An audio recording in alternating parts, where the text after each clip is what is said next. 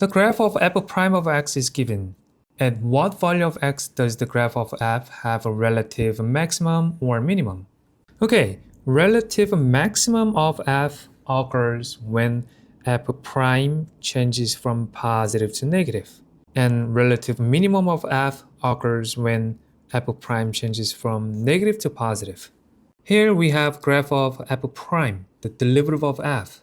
If we look at our graph, here this part right here, when x is less than -1, f prime is positive. So positive here. F prime is 0 here. F prime is negative here, from -1 to 2. So negative here. F prime is 0 here. And it is negative again, right? If the graph is below the x-axis, then the graph is negative. So negative here, negative, 0, positive here, positive, positive, 0, negative here, negative. So at what value of x does the graph of have a relative maximum?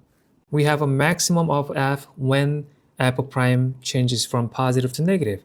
Positive to negative, right? So at x equal -1, x equal -1.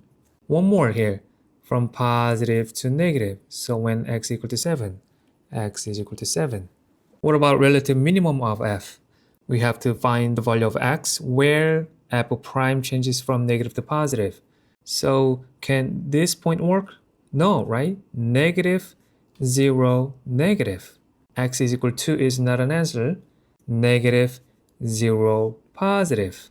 So from negative to positive at x equal 5. So x is equal to 5, and that's the only one, right?